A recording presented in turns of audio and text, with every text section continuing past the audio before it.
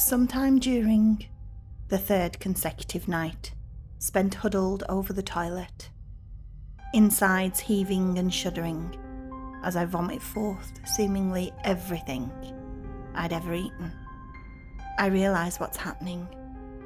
He's trying to poison me. It's all so elegant, so perfect, and so clear that I almost laugh. But another barrage of retching forces me into silence. The next morning, I threw everything in the kitchen away, wrapping it 3 times in black plastic and burying it deep in the apartment's communal trash cans, to prevent an unfortunate transient from the crossfire of his wrath. I am at the door of the complex and halfway to the corner store when I realise he knows, must know, where I would shop.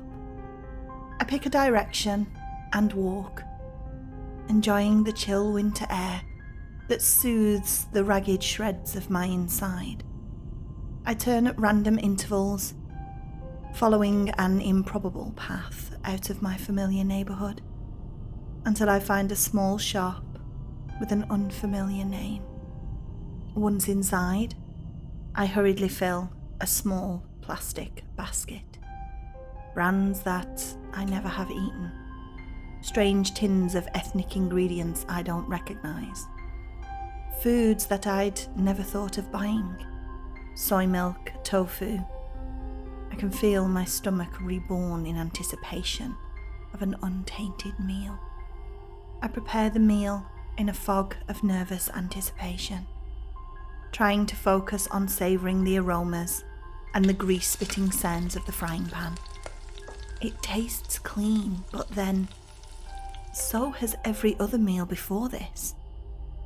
I tried to tell myself that the mounting pain inside me is simple fear and anxiety, but before the stroke of midnight, I'm again crouched in the dingy bathroom, surrendering the day's work into the porcelain mouth of the sewer. The next day, I pack up the remaining food and dispose of it with the same care.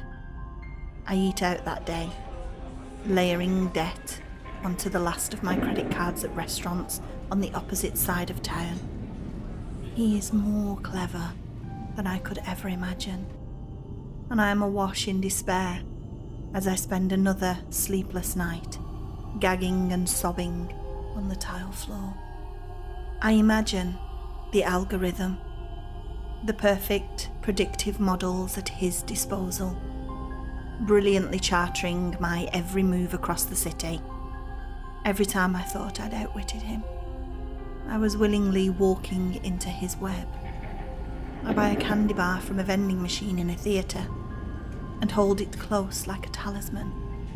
When I get home, I fill the bath a few inches deep with rust-coloured water and hold the little plastic wrap bundle beneath the water and squeeze. I know that I will see it, but it still breaks my heart when I do. A thin, almost invisible stream of bubbles picks out the point where a foreign object has pierced the protective layer. Through the haze of piercing hunger, I convince myself to try just one bite and to take the chances. It's a gamble that I do not win. In the small hours of the morning, as I press my fists into my empty, protesting belly, I imagine the legion of his followers sliding silently through the restaurants and produce aisles of my life, slipping hypodermic needles into carefully selected packages of food. They are ruining and corrupting at his whim, surgical and efficient, before vanishing into the throng of the city at my approach. They will always be one step ahead of me, until I learn to think in new ways, to chart new cognitive pathways, and turn the game back upon him. So I tell myself, this is what I must do. The first day of my new life I spend in the small living area of my apartment, organising my thoughts with clean and sterile efficiency, and conserving what energy I can from my wasting body. Night brings the retching sickness, but all that arises is water and pills half digested in the bilious water. The pills, of course. Not for the first time. I feel a sharp twinge of respect for the crystalline perfection of his plans. I dump the last of my dozen prescriptions into the toilet. On my third day, I feel a clarity and a sense of purpose that shocks me in its intensity, and my will penetrates the starvation malaise. I must win, or I will die. The rashes and sores on my cheeks are deeper, and I can feel the gentle sway of loose teeth in my desiccated mouth when I grind them in thought. He's winning, but not for long. There is still time. Water I collect from the roof in a small army of cheap hardware buckets. I know that somewhere in the Byzantine plumbing of the aged building, there must be one of his infernally clever devices. A tiny pump, squatting like a predator and pulsing its vile contents into the water. I'll have to give up bathing, a small sacrifice.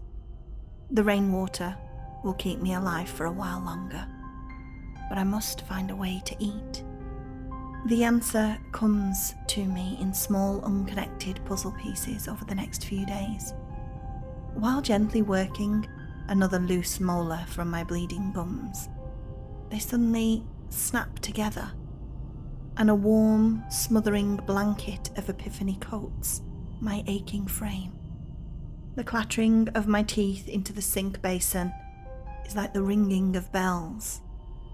Late in the evening, I begin another unconscious derive, drifting through the city on shaking and atrophied legs, knowing full well that he is watching. But this, my beautiful solution, is beyond even his reach. I choose the house at random, and then in one final attempt to baffle the algorithm, I turn around and choose another house across the little tree-lined street. I sift through the mail. It's a small sample size, but enough to confirm that most necessary of facts.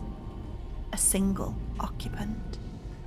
The poor man is surprised to have a visitor at all, and his face contorts with fear as I force my way inside. I am flooded with guilt and regret as I push him to the floor and strike quickly with the crowbar I pull from the folds of my jacket.